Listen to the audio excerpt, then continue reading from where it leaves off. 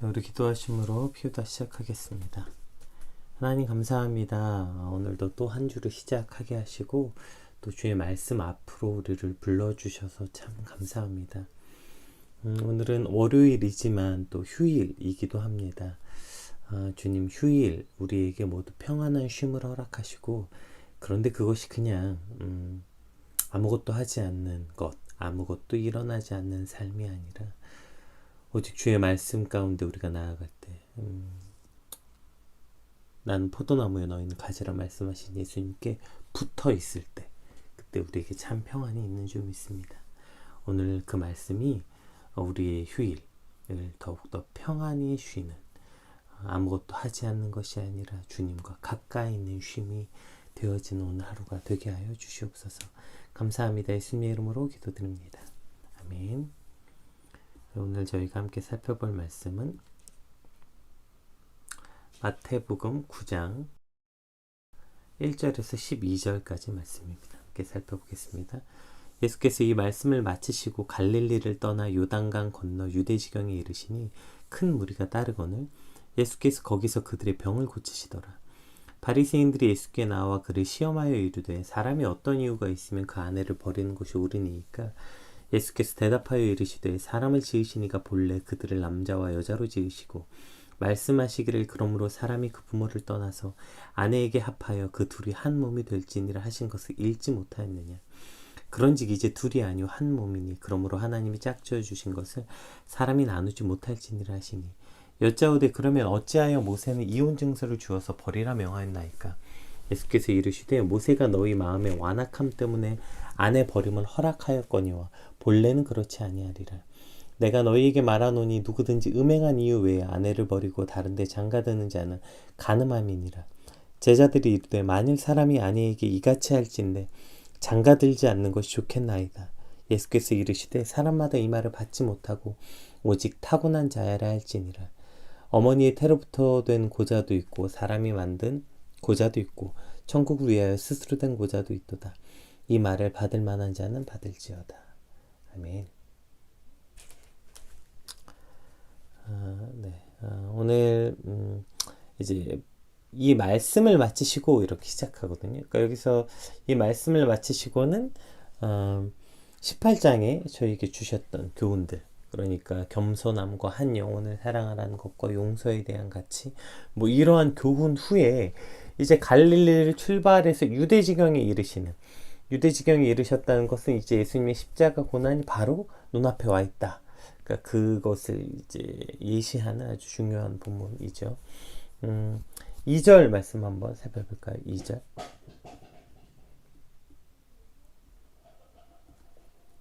네, 큰 무리가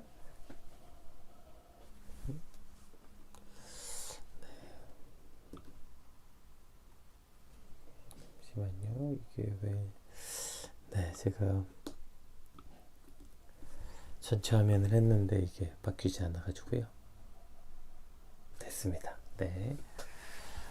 큰 무리가 따르거늘 예수께서 거기에서 그들의 병을 고치시더라. 예수님 앞에 지금 또 큰 무리가 따라 나온 것을 이제 본문은 밝히고 있어요.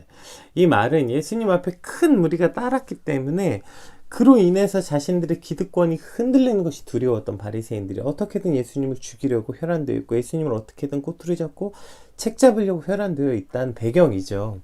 그리고 이제 그러한 배경에서 이제 3절에 바리새인들이 등장해서 오늘 본문의 이 뜨거운 이슈인 이혼에 관한 문제를 가지고 나와서 예수님께 묻습니다. 한번 읽어볼까요? 바리새인들이 예수께 나와 그를 시험하여 이르되 사람이 어떤 이유가 있으면 그 아내를 버리는 것이 옳으니까. 그러니까 이 말 자체의 의도가 악한 게 이미 여기저기 숨어 있죠.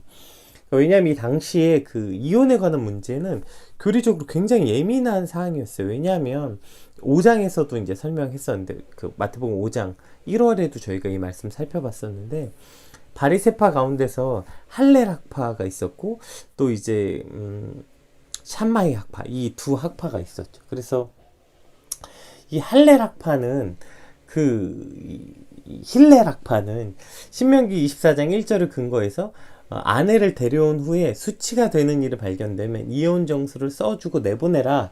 이 말씀을 근거로 해서 수치가 되는 일, 아내가 아내를 대로해서 수치가 되는 일을 굉장히 넓은 개념으로 이해했어요. 이걸 이 당시뿐 아니라 사실 고대 근동의 대부분의 그 사회에서는 이런 게 있었죠. 우리나라에서 무슨 칠거지약이라 그래서 이렇게 되면 아내가 악하기 때문에 아내를 버려도 된다는 게 있었죠. 뭐 시어머니를 잘 섬기지 못하고 뭐 아들을 낳지 못하고 뭐 이런 말도 안 되는 어쨌든 이런 것처럼 수치가 되는 근거를 굉장히 넓은 개념으로 본 거예요. 그래서 어떠한 잘못이라도 발견하면 그냥 모든 이유, 그걸 모든 죄목, 뭐 남편을 공경하지 못했다라거나 뭐 남편에게 온전히 사랑하지 못했다 뭐 이런 말, 뭐 요리를 못한다 이런 말도 안 되는 이유들로 이혼할 수 있다고 주장했고, 샴마이 학파는 간음 외에는 이혼은 절대 할 수 없다 이렇게 두 가지 의견이 팽팽했고, 사실 대부분의 사람들은 이 힐렐 학파의 그 이혼에 관한 이야기를 채택해서 그렇게 사회적 통념으로 지금 이해되고 있던 상황이었죠. 어쨌든 그런 상황에서 예수님께서 어떤 것을 지지하든지 간에 반대쪽 견해를 가진 사람들에게 공격을 당할 수밖에 없는 거예요. 예를 들어서 그 힐렐 학파를 지지해서 모든 이유로 이혼이 가능하다고 말하면 아마 자유주의자로 매도되겠죠. 또 간음한 경우 외에는 이혼할 수 없다고 말하면 지금까지 죄인들의 친구라고 말했던 예수님을 위선자라고 공격했을 거고, 이 안에는 더 큰 문제가 있는데 전처와 이혼하고 헤로디아와 결혼했던 헤롯 왕을 공격하는 것이 되죠. 이것 때문에 세례 요한처럼 죽임을 당할 수 있었던 상황이에요. 그러니까 어쨌든 예수님을 공격하려고 이 애쓰던 이들이 몇 번씩이나 와서 예수님을 공격하려고 했지만 번번이 실패했잖아요. 그리고 지금 절치부심해서 이 예수님을 공격할 근거를 들고 온 거예요. 그런데 이게 이미 5장에서 예수님이 이혼에 관해서 똑같이 이야기하셨거든요. 그러니까 예수님이 이혼에 대해서 어떤 견해를 가지고 있었는지 아마 알았을 거예요. 그렇기 때문에 더더욱 공경에 빠뜨리기 위해서 지금 이와 같은 질문을 가지고 나왔는지도 모르겠습니다. 어쨌든 이 바리새인이 이걸 가져온 이유는 이혼이 궁금해서가 아니라, 이혼에 관한 성경의 하나님의 음성이 뭔지 알고 싶어서가 아니라 그냥 예수님을 공경에 빠뜨리기 위해서, 즉 예수님을 어떤 식으로든 대답하는지 아주 이건 외통수야, 뭐라고 대답하든지 한번 대답해봐, 이러한 의도를 가지고 나온 거죠. 그 모든 의도를 아셨음에도 불구하고 예수님의 답을 우리 4절 5절 한번 읽어보겠습니다. 예수께서 대답하여 이르시되 사람을 지으신 이가 본래 그들을 남자와 여자로 지으시고 말씀하시기를 그러므로 사람이 그 부모를 떠나서 아내에게 합하여 그 둘이 한 몸이 될지니라 하신 것을 읽지 못하였느냐, 이렇게 말씀하고 계시는 거죠. 그러니까 사람을 지으신 이가 본래라고 시작하는 것, 즉 하나님께서는 이렇게 시작하는 거죠. 그 예수님은 이 모든 문제의 관심과 근원 자체를 바꾸시는 거예요. 지금 자기들끼리 뭐 이혼을 해도 되냐, 이것이 교리적으로 뭐 도덕적으로 타당하느냐, 현실적인 문제가 뭐 있느냐 없느냐, 뭐 이런 거 가지고 지지고 볶고 있을 때 예수님은 그 문제를 너희가 지금 다투는 문제가 아니라 그것을 본래 지으신 하나님의 목적은 어떠한가, 하나님은 이 문제를 어떤 문제로 보시는가라고 그 시선을 환기시키고, 그리고 예수님을 곤란하게 만들려고 가져왔던 저 문제 자체를 예수님 지금 하나님의 말씀, 즉 성경으로만 답하고 계시는 거예요. 그래서 그 원래 본래 말씀이 어떠했고 하나님의 시선은 어떻고 본래 말씀은 어떠한가, 즉 이들은 인간의 문제를 가지고 왔지만 예수님이 이것을 하나님의 시선, 즉 하나님은 뭐라고 말씀하시는지 성경으로 그것을 말씀하시고, 그것을 게다가 이미 너희가 바리새인들이잖아, 너희가 누구보다 성경을 많이 알고 있다고 말하면서 모르느냐, 하나님이 이미 말씀하신 것을 알고 있지 않느냐, 성경에 이미 써 있지 않느냐, 근데 이것을 왜 가지고 물어보느냐 라고 말씀하고 있는 거죠. 6절 말씀 한번 볼까요? 6절. 그런즉 이제 둘이 아니요 한 몸이니 그러므로 하나님이 짝지어 주신 것 사람이 나누지 못할지니라 하시니, 이것을 이따 이제 맨 마지막 절에 한번 다시 살펴볼게요. 어쨌든 근데 이제 이 6절이 하나님이 짝지어 주신 것을 사람이 못할지니라, 이 말씀 한 구절을 가지고 모든 이혼을 죄라고 말하는 문제는 또 다른 문제예요. 그러니까 이것은 원래 하나님이 그러니까 둘이 한 몸을 이룬다는 이 결혼의 목적과 취지가 어떤 것인지, 그리고 하나님께서 처음으로 주셨던 이 결혼 제도, 한 가족, 공동체에 관한 이것은 지켜져야 된다, 반드시 이러한 이야기죠. 이것에 대한 이야기죠. 그런데 이것을 좀 잘못 이해하는 또 상황들이 있는 것 같아요. 예를 들어서 실제로 이제 목회자 가정 안에서 남편이 아내를 때리고 심지어 목숨을 위협하고 뭐 그 자식들까지 때려서 정말 몇 번이나 죽을 위기를 겪은 가정이 있었어요. 그래서 그 가정에서 결국에 어쩔 수 없어서 아이를 데리고 도망쳐 나온 어떠한 이 한 아내에게 이 말씀 구절을 들이대면서 이혼은 죄입니다. 그러니까 집으로 돌아가세요. 라고 말하는 목사님도 실제로 본 적이 있어요. 이 문제를 가지고 이 한 구절을 가지고 모든 이혼은 하나님 뜻이 아닙니다. 어떻게 하나님이 짝져주신 것을 나눌 수가 있습니까? 그러니까 하나님을 믿고 집으로 돌아가세요. 라고 말하는 것이 과연 성경적인가? 이것은 또 다른 문제라는 것이에요. 지금 이 문제 앞에 학대라는 것은 또 다른 문제를 포함하고 있죠. 그럼 또 이 학대, 육체적인 폭력 말고 정서적인 폭력, 예를 들어서 언어 폭력이라거나 정서적인 학대라거나 또 이런 것은 그럼 폭력이 아닌가? 또 음행한 이유 외에는 안 된다고 했는데 음행의 범위가 어디까지인가? 이런 식으로 이제 따지고 들면 해결이 안 나는 거죠. 그래서 당시에도 이 문제를 가지고 여러 의견이 분분했던 것입니다. 그래서 오늘 예수님은 지금 이러한 인간적인 어떠한 의도들을 뭐라고 말씀하시는지에 대해서 그것이 너희 인간적인 문제로 이것을 끌어내리면 그 여러 가지 질문 의도 자체가 잘못됐다는 것을 말씀하고 있는 거죠. 그래서 7절에서 9절 성경이 말하는 예수님께서 이걸 말씀하신 의도가 무엇인지 한번 살펴봅시다. 여짜오되 그리하면 어찌하여 모세는 이혼 정서를 주어서 버리라 명하였나이까? 예수께서 이르시되 모세가 너희 마음의 완악함 때문에 아내를 버림을 허락하였거니와 본래는 그렇지 아니하니라. 내가 너희에게 말하노니 누구든지 음행한 이유 외에는 아내를 버리고 다른 데 장가든 자는 가늠함이니라. 지금 이 질문 안에는 어떤 인간의 악한 의도가 그대로 드러나 있는 거죠. 모세가 이혼 증서를 써주라 한 것은 당시 이스라엘 사회에서 여성은 남성의 소유물의 일부처럼 취급당했어요. 그래서 여성의 인권이라는 것 자체가 없었죠. 그러한 사회에 사실 이건 이스라엘뿐 아니라 고대 시대가 대부분 이러했죠. 왜냐하면 여성 스스로는 어떠한 사회생활을 할 수 없었어요. 돈을 벌 수도 없었고 어떠한 보호장치도 없었기 때문에 여성은 그 당시에 아버지에게 보호를 받거나 아버지가 아니면 그 다음에 그 가정을 떠나면 남편으로서밖에 보호를 받을 수 없었어요. 즉 먹고 살 수 있는 길 자체가 없었다고요. 그래서 성경에서는 약자의 대표로 계속 등장하는 게 고아와 과부와 나그네. 이것을 대표적인 약자, 너희가 고아와 나그네와 과부를 돌보라. 왜냐하면 그들은 돌봄이 없으면 굶어 죽을 수밖에 없었던 그 사회적 환경이었기 때문에 그들은 굉장히 비참한 삶을 살 수밖에 없었어요. 누구에게도 보호받지 못하고 당장 굶어 죽는 위기 앞에 놓여져 있었던 가장 약한 사회적 약자였죠. 그렇기 때문에 너희가 이런 사회적 약자를 보호하기 위해서, 그러니까 그들을 그렇게 너희의 마음대로 막 버리고 그렇게 하지 말고 이혼 증서를 써줘서 다른 사람과 결혼할 수 있도록 다른 보호 가운데 있도록 하라. 그러니까 오히려 너희가 약자를 돌보고 보호하기 위해서 이와 같은 법을 만든 것인데, 근데 그들을 보호하고 돌보려는 이 법을 너희의 욕심과 욕구를 위해서 마구잡이로 남용하고 있는 이 문제에 대해서 지적하고 있는 것입니다. 이것이 바로 이혼에 관한 핵심이죠. 그러니까 이혼의 문제 안에 그 이혼을 하려는 악한 의도에 관해서 말씀하시는 것입니다. 타락한 인간의 완악함으로 비롯된 의도로 행하는 그 모든 것이 죄라고 말씀하고 있는 것입니다. 보세요. 하나님께서 지금 창세기에 부모를 떠나 남자와 여자가 한 몸을 이룰 것이다. 이것을 주신 것은 지키라고 주신 거예요. 그것을 지키라고 하나님께서 주신 명령이고 제도인 거죠. 하나님이 인간에게 가장 거의 첫 번째로 주셨던 제도이니까요. 그런데 문제는 뭐예요? 인간의 타락함과 완악함으로 인하여서 예외 조항이 생겨나기 시작했던 거죠. 예외가 생겨났다고 한들 그렇다고 해서 그것을 지키라는 본래의 의도가 왜곡되면 안 된다, 이렇게 말씀하시는 거예요.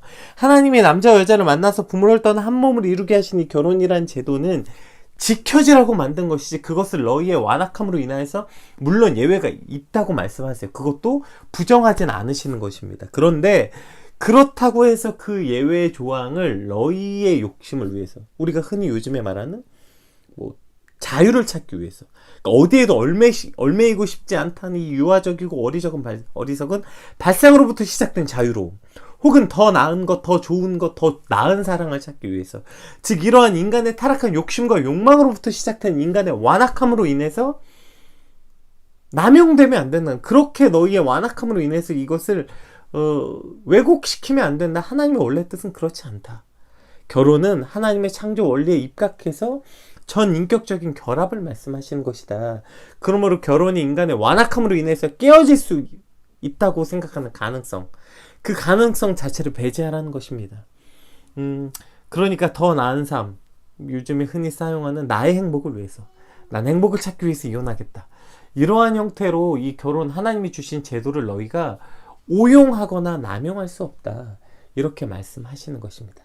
제가 그런데 서두에도 말씀드렸다시피, 그러나 이 구절 하나를 가지고, 그러나 이 자체에 인간의 타락하고 완악된 왜곡된 본성 자체가 배제되어 있지 않다고요. 그래서 이혼의 모든 이혼은 죄다 라고 또 이 말씀을 근거할 수는 없는 것입니다.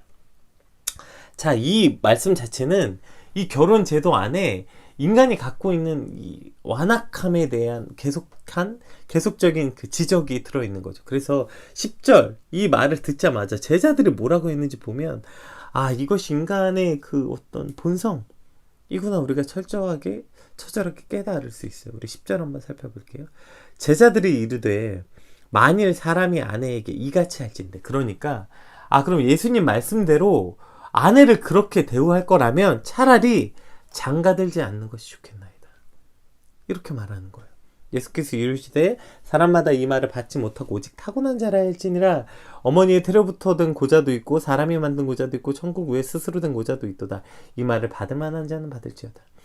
그러니까 이건 독신에 관한 또 이야기죠. 그러니까 보세요. 위에 설명했던 것처럼 당시의 결혼은 남자 입장에서는 아주 쉽게 여자를 취하고 버릴 수 있는 결혼의 신성함 자체를 경시하던 상황. 결혼 자체는 남성에겐 매우 어떤 유리하고 뭐라 그래야 되죠? 자신의 욕구와 권리를 마구적으로 누릴 수 있는 상황이었다고요. 그런데 예수님께서는 결혼에 대해서 매우 충실한 요구, 심지어 그것을 뛰어넘어서 그것은 하나님의 뜻이라고 말하자마자 나타난 반응이 뭐예요? 그럼 혼자 사는 것이 낫겠네 인 거예요. 이들에게 있어서 지금 예수님의 말씀은 억압과 부담, 결혼은 그냥 그럼 억압과 부담이겠네, 결혼을 아주 심각한 짐이라고 여기는 거예요. 짐. 사실 이 본문을 통해서 우리가 결혼에 대해서 다시 한번 성경적인 이유와 가치를 살펴보아야 돼요. 아직 결혼하지 않은 많은 또 우리 친구들이 물어봐요. 결혼이 뭔가, 결혼하면 무엇이 좋은가. 또 결혼한 사람들한테 많이 물어보면 결혼한 사람들조차 이렇게 말하는데, 죽음과 결혼은 미룰 수 있을 때까지 미뤄라 라거나 어떤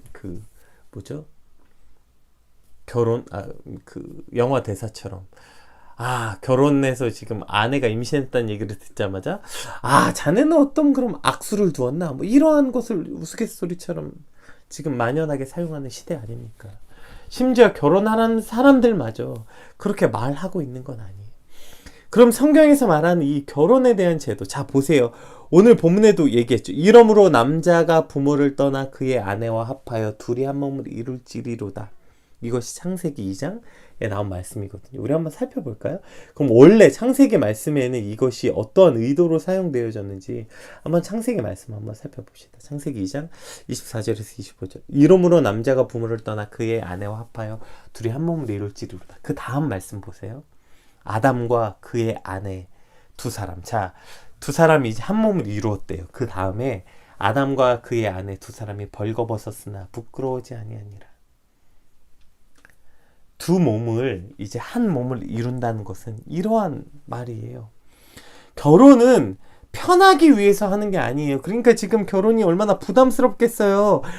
그럼 절대 이것은 갈리면 안 되는 거야? 평생 한 여자를 책임져야 되는 거? 물론이죠. 그러니까 그것이 그럼 우리 결혼하기 전에 내가 정말 그 한 사람만을 사랑할 수 있을까? 그런 부담이 당연히 생기죠. 결혼은 편하려고 하는 게 아니에요. 결혼하면 편하냐? 당연히 불편한 게 많죠. 결혼을 어떻게 편하기 위해서 합니까? 혹은 결혼은 나의 욕구나 욕심을 채우기 위해서 하는 것도 아니에요. 지금 나의 삶을 벗어나는 탈출구로 여겨서 결혼을 하는 것도 아닙니다. 결혼은 뭐라고 얘기해요? 부모를 떠나 둘이 한 몸을 이루는 거래요. 한 몸을 이룬다는 뜻에서 사실 우리는 그것이 뭐 정서적으로 육체적으로 한 몸을 이룬다, 맞아요. 그게 근데 어떠한 의미를 가졌는지는 잘 깊게 생각하지 않는 것 같아요. 그 다음 보세요. 두 사람이 벌거벗었으나 부끄러워하지 않는다. 한 몸을 이룬다는 건 이런 것이에요. 둘이 한 몸이 돼. 하나인데 벌거벗었는데 어떻게 부끄러워요? 한 몸인데요. 그러니까 한 번도 경험하지 못한 하나됨의 관계가 무엇인지 성경은 계속 얘기하지 않습니까? 한 공동체 하나됨. 그것의 가장 기초의 그 구성원이 남편과 아내인 거예요. 한 몸이 되는 것을 이루는 것, 더 나아가서 한 가족이 한 몸을 이루고, 더 나아가서 그리스도 안에서 그리스도를 주로 고백하는 공동체가 하나가 되는 것. 그래서 그 안에서 벌거벗었으나 부끄러움과 수치와 모욕과 그 모든 것들을 서로 용납하고 그것을 부끄러워하지 않는 한 관계예요. 서로를 지적하고 그것을 서로 욕하고 비난하고 비방해서 그것을 부끄럽고 상처가 되는 것이 아니라 세상 모든 사람들이 뭐라고 하더라도 이미 둘은 한 몸이에요. 그래서 한 몸이 어떻게 다른 몸을 지적하겠어요? 손이 어떻게 발더러 너는 필요 없다 말할 수 있겠냐? 그래서 한 몸에 관한 지체에 대해서 이미 고린도전서 얘기했잖아요. 그러니까 같은 아픔, 같은 허물, 그것이 한 몸이 되는 것. 상대방의 허물이 나의 허물이 되고, 상대방의 아픔이 나의 아픔이 되고, 정말 한 몸이 되는 것을 경험하는 삶, 진짜 하나 되는 것이 무엇인지 알게 되는 것, 그것이 바로 결혼인 거죠. 그래서 이 하나됨의 기쁨을 누리는 삶,